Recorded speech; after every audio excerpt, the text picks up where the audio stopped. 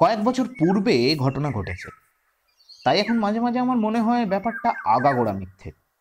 আমারই কোনো প্রকার শারীরিক অসুস্থতার দরুন হয়তো আমি চোখে ভুল দেখে থাকবো বা ওই রকম কিছু। কিন্তু আমার মন বলে তা নয়, ঘটনাটা মিথ্যে বা অবাস্তব বলে উড়িয়ে দেওয়ার মতো কোনো কারণ ঘটেনি। আমার তখন করার অভিজ্ঞতা হয়তো সত্যি, এখন যা ভাবছি তাই হয়তো মিথ্যে। ভাদ্র মাসের শেষ, সেই দিনটা ছিল শনিবার। তাড়াতাড়ি স্কুল ছুটি হবে আর অনেক দিন পর দেশে ফিরবো, সেটা আগেই ভেবে রেখেছিলাম।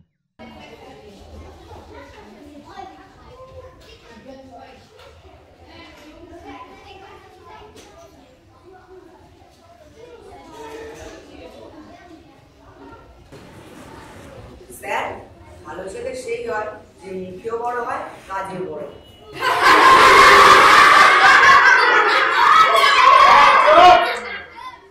আচ্ছা বসো।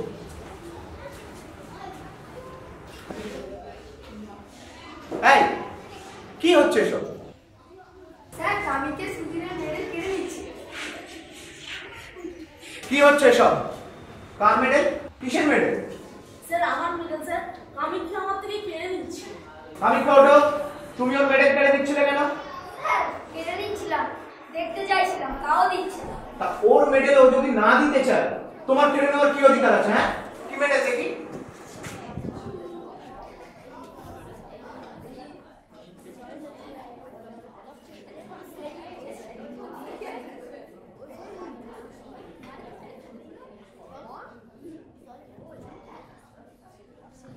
সবাই মিলে নিজের জায়গায় বসো। হ্যাঁ, বসো। স্যার, আমি মেডেল চশমাটা আনতে ভুলে গেছি। একটা কাজ করতে পড়ে এটা। ও স্যার, বুঝেছি। বিক্রম, এসো তো এদিকে। এই মেডেলটা পড়ো তো, কি লেখা আছে এতে? ক্রাইমিয়া, সিভাস্তোপোল, ভিক্টোরিয়া, ভেসিনা, আর উল্টো পিঠটা পড়ো তো।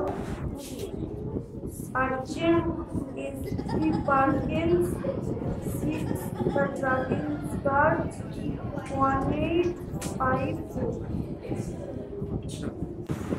দাও তো আমাকে। তার মানে church of the light brigade. আচ্ছা সুদীপ, তুমি এই মেডেল কোথা থেকে পেয়েছো? স্যার, এটা আমার দাদুর থেকে পেয়েছি। দাদুর থেকে? আচ্ছা, তুমি কি জানো তোমার দাদু কোথা থেকে পেয়েছে? না স্যার, ঠিক জানি না। আচ্ছা শোনো না, বলছি যে এই মেডেলটা তুমি আমাকে দিন দুয়েকের জন্য দিতে পারো?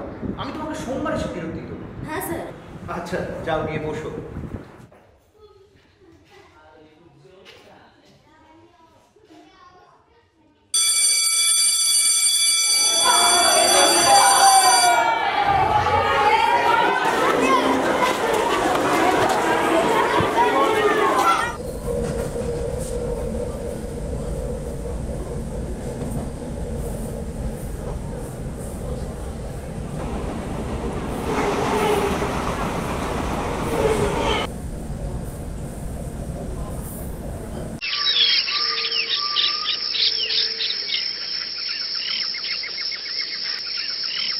অনেক দিনের কলকাতাবাসের পর সবুজ শ্যামল গাছপালা চোখে বেশ ভালোই লাগছিল। তারপর অনেকক্ষণ বসে রইলাম। একটু একটু করে সন্ধে নেমে আসছিল, পাখির দল বাসায় ফিরছিল। চারিদিকের অস্বাভাবিক নির্জনতায় বর্ষা নদীর জলের শব্দ শুধু। জলের আবর্ত দেখতে দেখতে আমার মনে হতে লাগলো লাফ দিলাপ। ইচ্ছেটাকে যেন কোনোভাবেই সামলাতে পারছিলাম না। এমনকি মনে হতে লাগলো আর কিছুক্ষণ থাকলে আমাকে লাফ মারতেই হবে।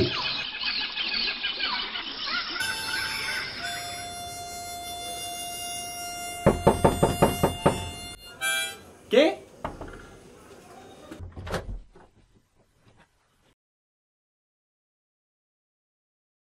ইডিয়েট। কেমন আছিস? এই তো। হ্যাঁ হ্যাঁ হ্যাঁ। আজ 1 সপ্তাহ হলো বৃন্দাবন বাড়ি ফিরেছে। বৃন্দাবনকে অনেক দিনের পর দেখে সত্যি খুব আনন্দ হলো। আর তারপর দুই বন্ধু মিলে অনেক দিনের জমানো সুখ দুঃখের গল্প করতে লাগলাম। এরপর চা জল খাবারের কতদূর কি হয়েছে সেটা দেখতে বৃন্দাবন নিচে গেল।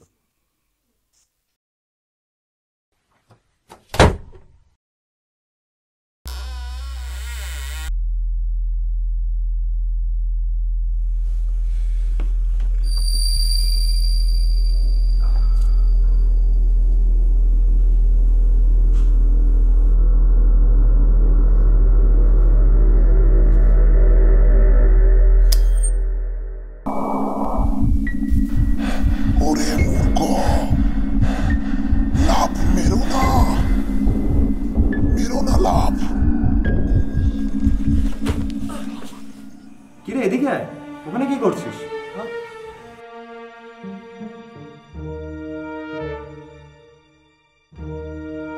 তারপর অনেক রাত পর্যন্ত এই গল্প করে বাড়ি ফিরলাম।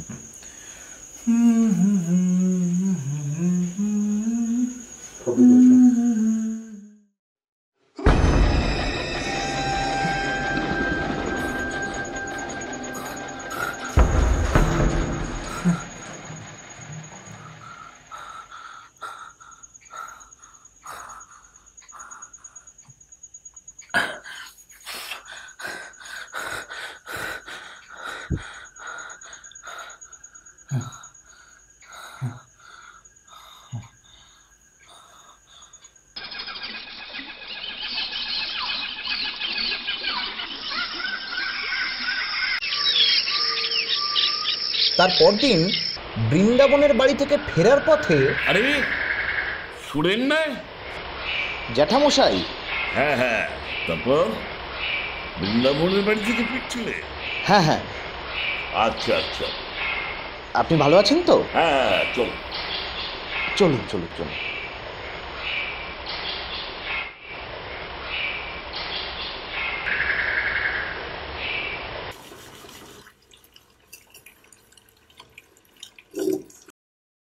কাল রাত্রে তোমাকে আমি দেখলাম, তুমি হেঁটে বাড়ি ফিরছিলে, মনে হয় বৃন্দাবনের বাড়ি থেকে ফিরছিলে। এটা নিয়ে যাও, আর 2 কাপ চা বসাও তো। হ্যাঁ, এসো এসো, বসো।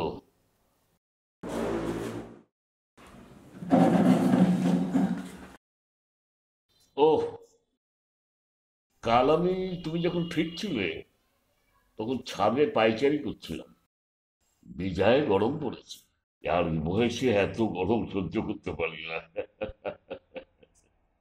কাল রাত্রে তোমার সঙ্গে একজন লোককে দেখলাম, দেখে আর ঢাকলাম না। কি লম্বা চওড়া লোক, শিখ বা পাঞ্জাবি বলে মনে হয়। বাঙালিদের মধ্যে সাধারণত এরকম চেহারা তো দেখা যায় না। কাল রাতে আপনি আমার সাথে কাকে দেখেছিলেন জ্যাঠামশাই? আমি তো একাই বৃন্দাবনের বাড়ি থেকে ফিরছিলাম, আমার সাথে তো কেউ ছিল না। তার মানে তুমি বলতে চাইছো কাল রাত্রে তোমার সঙ্গে কেউ ছিল না? আমি কাল রাত্রে একাই ফিরছিলাম, আমার সাথে কেউ ছিল না। আম গাছের আলো আঁধারিতে তাহলে কি আমি ভুল দেখলাম? এতটা ভুল হয়ে গেল? বয়স হয়ে যাচ্ছে তো। হ্যাঁ জ্যাঠামশাই, আমার মনে হয় আপনি ভুলই দেখেছেন। দেশ পত্রিকায় তোমার লেখাটা দেখলাম, বেশ ভালোই লেগেছে, বুঝলে? ধন্যবাদ জ্যাঠামশাই। আমি আজ তাহলে উঠি জ্যাঠামশাই, আবার বিকেলের গাড়ি ধরে রওনা দেব। ও আচ্ছা আচ্ছা, তুমি তাহলে আজই চলে যাবে? সাবধানে যেও বাবা, সাবধানে যেও। তারপর সন্ধ্যের মুখে স্টেশনের উদ্দেশ্যে রওনা দিলাম।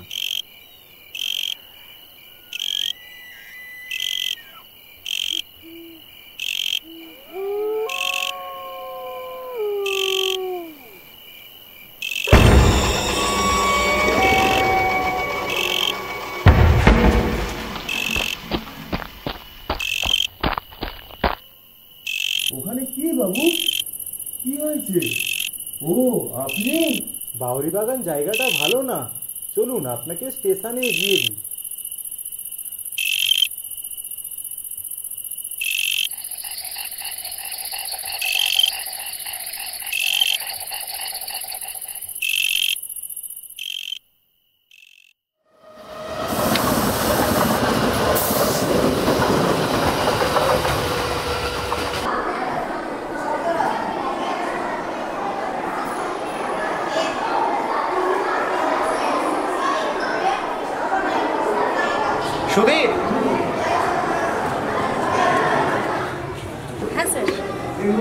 আচ্ছা সুধীর, তোমার মেডেলটা একটু নিয়ে নাও। স্যার, দাদু আপনাকে দেখা করতে বলেছে। আচ্ছা ঠিক আছে, আজকের বিকেলবেলা আপনি কি অবসর যাবেন? ঠিক আছে, স্কুল ছুটির পর তাহলে দেখা হবে। ওকে, যাও।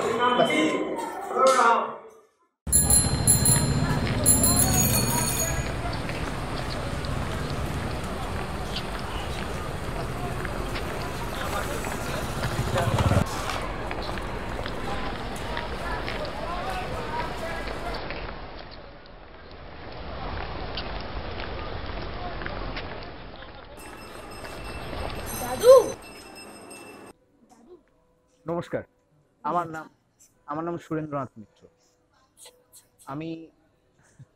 আমি এদের স্কুলে পড়াই। আসুন আসুন আসুন আসুন, আপনি আসুন, ঘরে আসুন। আচ্ছা চলুন আপনি চলুন শিক্ষক মশাই, চলুন। আসুন আসুন, ঘরে আসুন।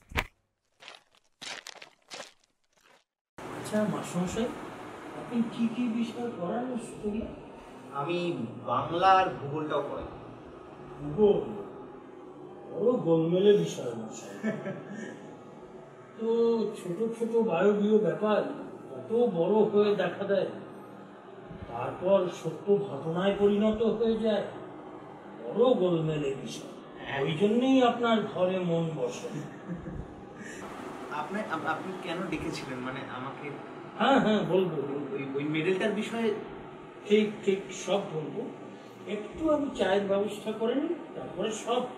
আর না কাকাবাবু, আমি আর চা খাবো না, মানে সকাল থেকে তো অনেকবারই চা খাওয়া হয়ে গেছে স্কুলে। আবার টিউশনির বাড়িতে গিয়েও খেতে হবে, তা বলে তো আমার বাড়ি থেকে চা না খেয়ে চলে যাওয়া যাবে না। আসলে এই মেডেলটি বড় অদ্ভুত মেডেল। এই মেডেলটি এক ঘোড়া সৈন্য আমার বাবাকে দিয়ে দিয়েছিলেন। সে বেজায় মাতাল আর খোঁয়ার ছিল। বন্ধক রেখেছিল মেডেলটি আমার বাবার কাছে। আমি তখন অবশ্য জন্মাইনি, পরে অবশ্য আর এই মেডেল উদ্ধার করে নিয়ে যেতে পারে। এই মেডেলটার সমস্যা হচ্ছে, এই আমাদের বংশের কেউ ছাড়া যদি এই মেডেল নেয় বা কাছে রাখে, তাহলে তার সমূহ বিপদ দেখা যায়। এমন ঘটনা ঘটেছে, আমার ভগ্নিপতি তাকে বারণ করা সত্ত্বেও সে বাড়িতে নিয়ে গেছে এই মেডেলটি দেখানোর জন্য। যেদিন নিয়ে গেছে তার পরদিন সে ছাদ থেকে পড়ে মারা গেছে এবং পকেটে এই মেডেলটি পাওয়া গেছে। সে প্রায় বছর 30 আগের কথা। ছাদ থেকে পড়ে পকেটে মেডেলটাও পাওয়া গিয়েছিল। আরও 2-4 জন মেডেলটা নিয়েছে দেখানোর জন্যে, দেখার জন্যে। তারা পরে হুড়মুড়িয়ে এসে ফেরত দিয়ে গেছে। বলেছে তাদের ভয় ভয় করে, তাদের গা ছমছম করে, তাদের মনে হয় কেউ তাদেরকে ফলো করছে।